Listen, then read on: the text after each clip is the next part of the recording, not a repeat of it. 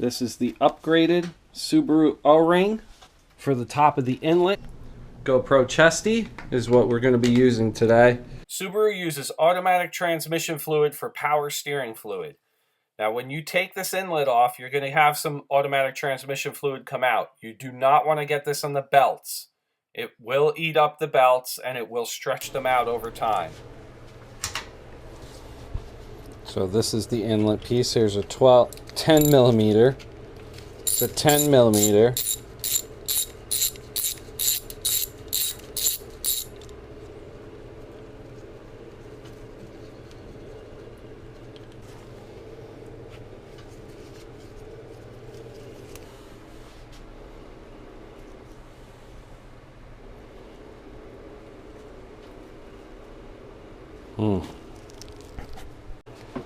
Go with the original inlet with this new upgraded O-ring.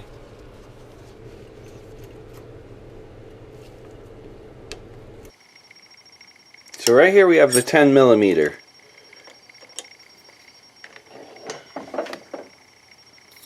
And if you look close enough, you can see that we have this here.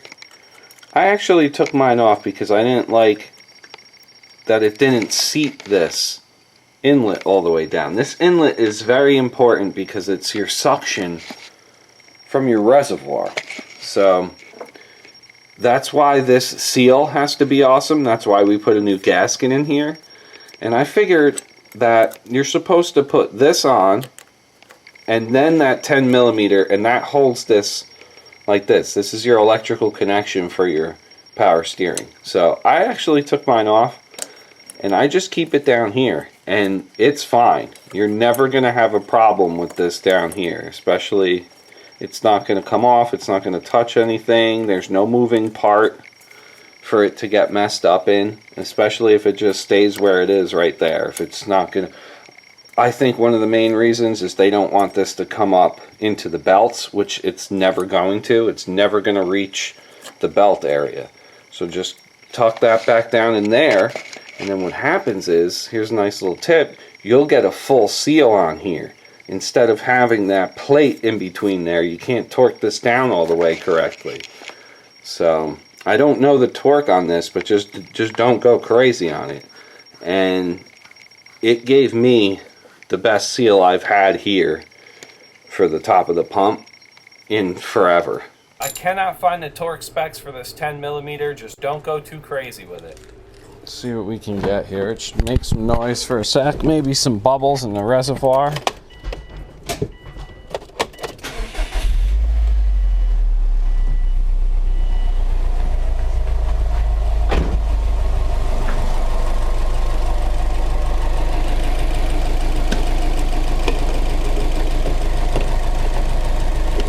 You're going to have to evacuate the air bubbles again because you opened up the system.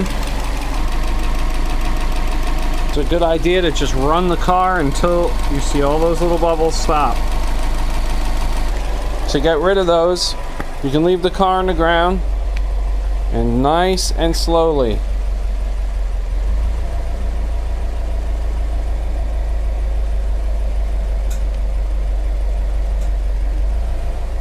bring it all the way, nice and slow.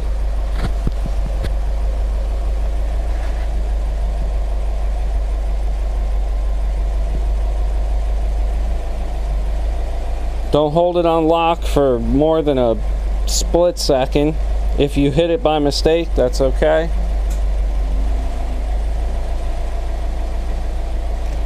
So check your reservoir. Check the fluid level. Keep doing that until you don't see any air bubbles swirling around in there like I do right now.